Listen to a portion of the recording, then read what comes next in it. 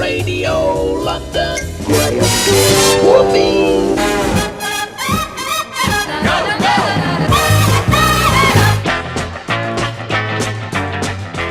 We're sitting here with Graham Gill, who was born in Australia, had an impressive radio career in Australia, and went to Europe in the mid-60s. And then you started on Radio London. That's right. How do you get involved with Radio London, Graham? Well, in actual fact, when I arrived in London, I'd already done 14 years in radio in Australia. My old friend and colleague, Alan Freeman, I was Alan's panel operator at 3KZ in Melbourne, and also as cadet announcer too. Alan had moved to Europe and to England several years before me, and I decided I wanted to travel and see the world. So when I arrived in England, Alan was the first person I made contact with. I came away in those days on a big ocean liner called the RHMS Patrice. It was a Greek ship, the Royal Hellenic Mail ship. Arriving in England, though, I made contact with Alan, and I rang his doorbell at 144 Wellesley Court in Maida Vale, London. I said, "Hi there, babe, how are you?" And he came in, and so he more or less pointed me in the right direction for firstly getting accommodation there. At the apartment in Devon Square, the guys had their one agent, and I'd been in the apartment for about 4 or 5 days, and I came in after doing some shopping, and their agent was there. I was introduced to him, and he said, "Pleased to meet you, Graham, can you work tonight?" And I said, well, I don't know what sort of work. I said I'd originally planned to have a 3-week holiday before I looked for work in London. He said, "Piece of cake, the Wimbledon Palais, Rod Stewart, Dusty Springfield, and the Small Faces." So, I mean, I went to Wimbledon Palais, and I put on the Small Faces. They came off, on came Rod. Then we had, I spent a few more records. And then we put Dusty on, and I thought I'd go back to the bar and have another Guinness. And by this time, the manager came hurrying after me, the manager of Wimbledon Palais. He said, "Graham," he said, "I don't know if you know about it, but he said, we have a Radio London spot here. And the regular guy that does it is Tom Edwards. He hasn't arrived. He's probably caught up in traffic. Here's a bunch of records. Here's a couple of Radio London jingles." They had a spot master there as well. And just so you're Graham Gill of Radio London, they won't know the difference, and do that. So I did this gig, 20 minutes of spinning a few records and saying I was Graham Gill of Radio London, and then I put Dusty back on. I went back to the bar, had another Guinness, and along came Tom Edwards finally, apologising, he was caught up in traffic, and Gordon Shepherd, who was also from Radio London. And Gordon said to me, "Graham, like the way you work, we'd like to see you in our office on Monday. Do you think you'd like to come along?" So I went along there on Monday, and a few days later after that I was out on the tender on the Galaxy. And that's how it all began for me on Big L, Radio London. Get your kicks on 266. Wonderful Radio London. Then you were on Radio London. How was it to work for Radio London and on the Galaxy? Well, it was totally different from working in a radio studio in Australia, because being on a ship, you were in less space. But the Galaxy studio was very professional. I managed to learn how to work and fiddle with the controls. Yes, I worked along with Keith Hughes, Mark Roman, Chris Denning, and Tony Windsor. Actually, Tony Windsor was like me, another Aussie. He was Tony Withers, and in those days he worked in, he was on 2UE, I thought it was, and I worked at 2RG, both stations in New South Wales. But no, we got along fine, and the rapport on the ship at my time was very good, you know. If I'm correct, Graham, your period on Radio London was a very short one. Why was it so short, and what happened? Well, actually, I was quite amazed that it was so short, because as a professional broadcaster with 14 years of radio experience already, to my credit in Australia, I didn't understand immediately what had happened. It started like this. We came off the Offshore One tender from the Galaxy, and when we arrived on shore, I thought it was Harwich. Normally we would have taken the train up to Liverpool Street, but standing straight as we got off the Offshore One was this big Greyhound bus, this huge big coach, you know. Yeah. And there was this fellow standing beside there was a driver, of course, inside, but standing outside, just outside the door of this Greyhound bus, was a fellow who said, "Hi, you guys, my name's Don Pearson. You guys like a lift up to London?" And so we all looked at each other and said, "Yeah, okay." And as it turned out, we got in. I sat in the front seat, just as you walk inside the bus. You know, the other guys were 2 or 3 seats behind me. But Don Pearson, as it happened, happened to sit next to me. He said, "Graham, I've been listening to you on Big L. I like the way you work. How'd you like to work for me?" And I said, "Oh, Don, I've already got this job here, you know, and well, Graham, think about it. You know, if you're in need, we're in the Hilton Hotel." We got up to London, went to Curzon Street to pick up our money. I walked into the office, and one of the girls in the office said, "Graham, Alan wants to see you in his office." Alan Keane. He was just a salesman, by the way. Doesn't know a thing about radio, and not about broadcasting, I'm quite sure of that. But anyway, I went in to see, "Hi, Alan, I'm Graham. You know me?" "Yes, that's right." "Graham, please take a seat. I've got something to tell you." I said, "Yes." "Yes, Alan?" He said, "Graham, I'm afraid we're going to have to let you go." I said, "What?" And what came to my head straight away was, is it my work? Because I knew after 14 years in radio it couldn't be that. And I said, "Is it my work, Alan?" He said, "No." He said, "It's not your work." And before anger started seething up inside of me, and I just walked out of his office and slammed the door without asking him the reason why. And anyway, so I went around the next day to the Hilton Hotel and met Larry Dean, Don Pearson. Don was running the show there. Larry Dean was the head of news. Ron O'Quinn was the program director, and I was hired straight away.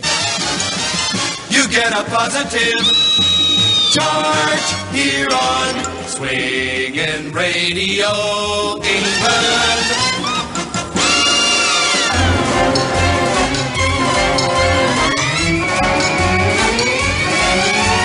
Hallmark of quality written radio.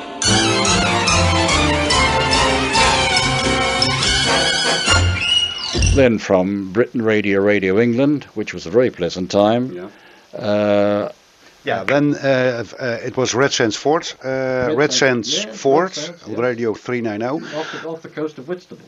Okay, how was it working on a fort? Because you were used to working on radio ships. Well, quite frankly, I mean, by this time, I'd got used to working anywhere. I could have done a show in a toilet if they wanted to. But no, at least there was no rocking about. Yeah. It was very civilized. The forts were all done up with armchairs, you know, relics from other people, donators. There was carpet on the floor. We had our dormitory to sleep in. We had our recreation room. We played table tennis or billiards.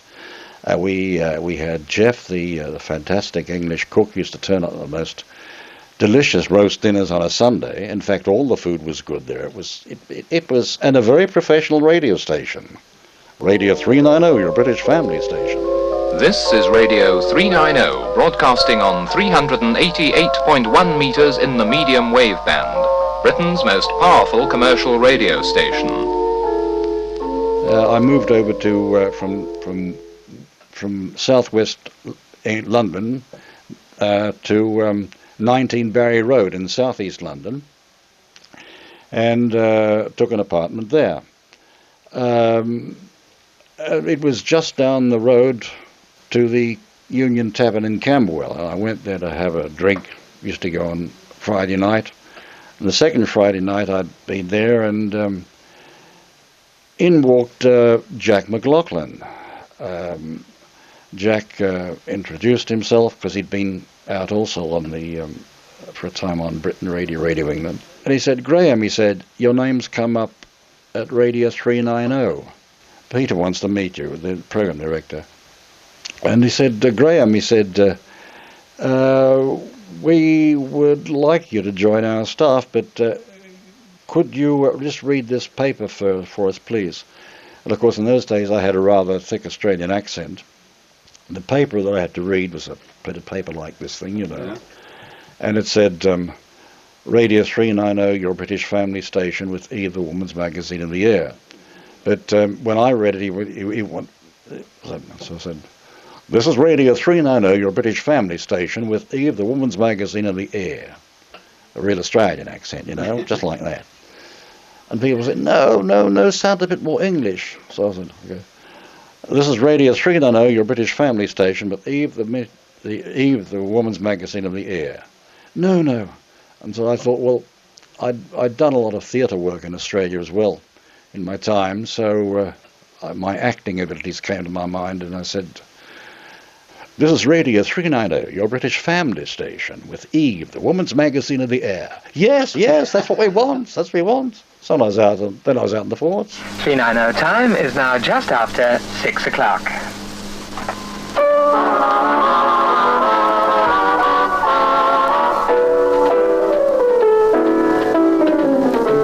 Radio 390 presenting Eve, the woman's magazine of the air, takes you stateside. Radio 390 had to stop earlier than the MOA came into effect, if I'm correct? Yes, that's right, because it was a court case that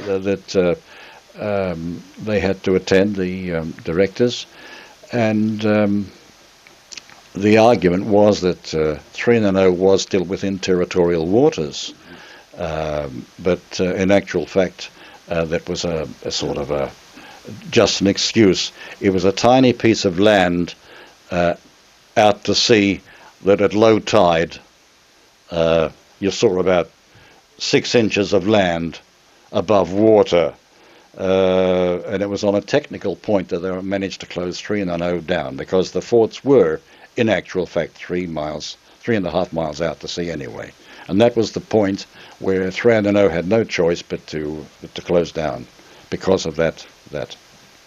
How do you felt about the closing of 390, Graham? Rather sad, because once again we worked with a very professional staff, Edward Cole, Paul Beresford, Roger Scott, to name a few. We had a record librarian who did all the programs for us, Peter Barclay. His dad was an actor too, who did a lot of work in the theatre. But no, and there was Jeff the cook, of course, and we got along very well, and there was no animosity or bitchiness or anything like that amongst us. There were no egos we had to work for or worry about. It went out very well. The programs were good, professional, and it was what you call block programming, which was similar to what I was used to at Radio 2RG when I worked there, you know. Yep. But of course we had top 40 stations in Australian Radio too, you know. But that's how it was at 390. Trust you have enjoyed our lunchtime edition of From Me to You, and don't forget our evening program tonight at 7:30. And now until I greet you again later in the day, this is Graham Gill bidding you good afternoon. Graham, Radio 390 had to close down, and after that you went, if I'm correct, to the Netherlands. Yes. Can you tell us why and how and what happened after that? Well, I'd meant to be away from Australia on a 2-year working holiday because I had a radio job to go back to at 2RG. But as it turned out, Radio 390 closed down, I wrote to my mother.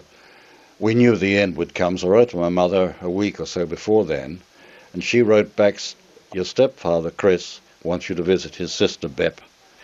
It's easy to find. Holland's just across the way from England." So, and then went down to Rotterdam. I spent 3 days with Bep, my stepfather's sister, and the 2 nephews. And then I wanted to, I thought before going directly back to Australia and making the booking for the ticket, for the boat, I would have a bit of a look around in Amsterdam. I was walking along the Rembrandtsplein in Amsterdam, and I was dying to relieve myself. On the left-hand side of Amsterdam, as you walk down Rembrandtsplein, you've got, in those days, the Rembrandtsplein Theatre, then a famous cafe, it's still there, called Monaco's. Then next door, the big building saying, "Opening soon, Birds Club, exclusive club, membership club." As I was walking back out towards the door, one of the timbermen, the carpenters, called out and said something in Dutch, which later I found out was, "Sir, you shouldn't be in here, the club's not open yet."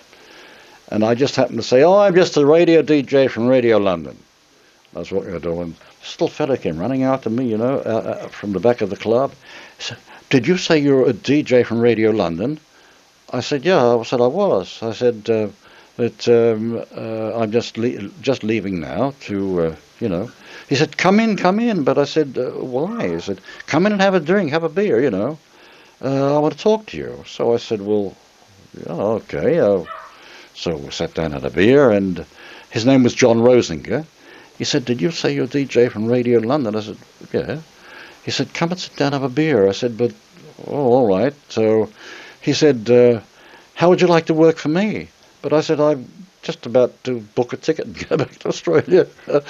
He said, "No." He said, "No, you come and sit down. We've had the beer." He said, "Tell you what," he said, "this club's opening in a couple of weeks." He said, "I need an entertainment manager." And he said, "Would you like the job?" I said, "Oh, I don't know." He said, "All you have to do is hire the artists, and at the weekends, Friday, Saturday, Sunday, put them on stage, and in between time spin a few records. You get your own office in my building, Prince and Gracht 639, a secretary, and all you have to do is get on the phone and hire the artists." So we had all the top acts from Britain, and many. Tom Jones was one of them, the Four Tops, the Small Faces, Nancy Wilson, Jimmy Smith, along with other Dutch groups like the Motions, Swing and Soul Machine, Peter Tetra, the T-Set.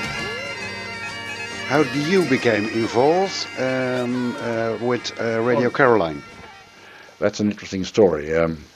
I was down in The Hague at that particular time, and I've been down to Scheveningen, and I ran into Andy Archer and Spangles Muldoon down in Scheveningen, and they thought I'd be good to work on Radio Caroline.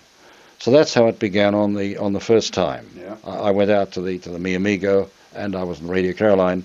That was for the first time. I think basically I left because mainly it was not a financial situation for me.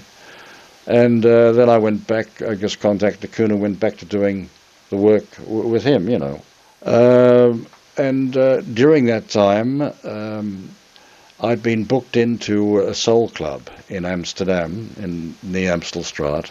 And I was doing it one night, and this fella came up the discotheque and said, "Hello there, I'm Brian Mackenzie from Radio Nordsee. What are you doing here?" I said, "Earning a living, Brian, pleased to meet you. Here, have a beer."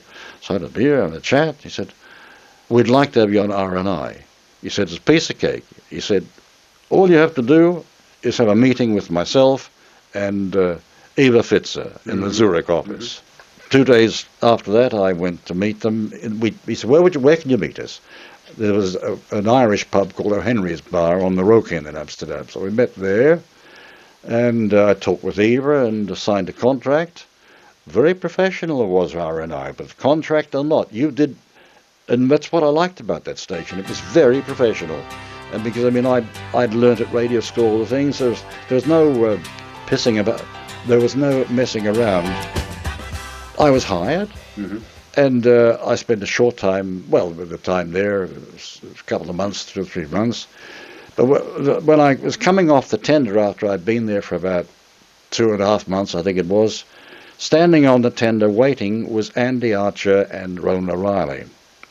And they both asked me, Graham, we'd like to have you back on Radio Caroline. But I said, I'm quite happy where I am, Ronan, you know, that, and we just left it at that. But then the next time I had shore leave, they asked me again.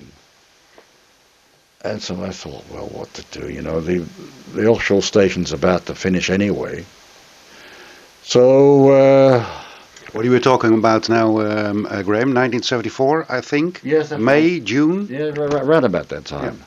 So I finally agreed to go back on the Caroline ship. And Brian said, well, we're going to be sorry to see you go, Graham. And he said, I've spoken to Meister and Bollier, and they're not very happy that you're leaving. And I thought about that, not very happy that you... That was a compliment to me. It means they obviously enjoyed my work, the fact that I was there. So that was a compliment. So I went back to Radio Caroline, which was really a big mistake then, because it was all the sex and drugs and rock and roll and alcohol. And they offered me to be the program director, more money. Well, I got the money, but I didn't get the results that I wanted as program director, without going into detail. Radio Caroline. You're on the music weekend. Getting it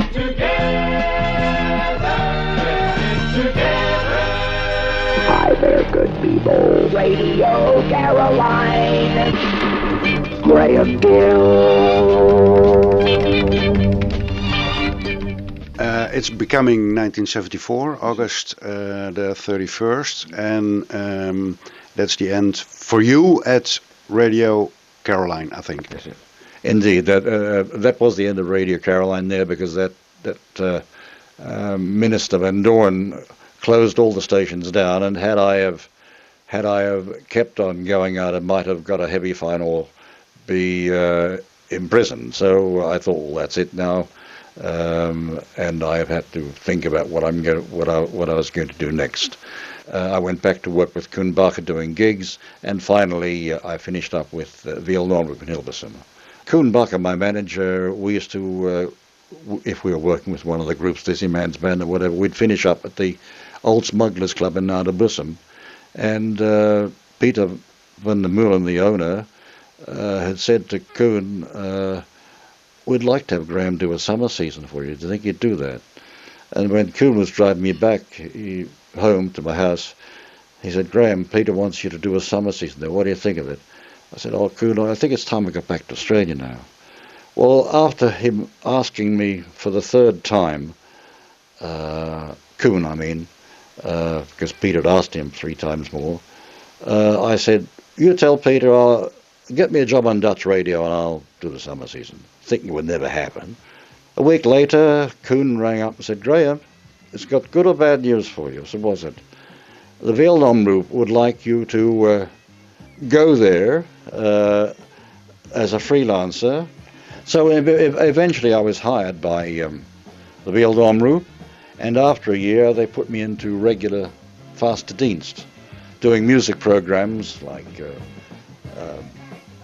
the Solid Gold music programs, also What's New, which is a program previewing the Dutch Top 10, which I did together with Bruce Parsons, and I was there until I was put in the VUT and then into pension. Graham Gill, thank you very much for all your lovely stories. My pleasure. My pleasure.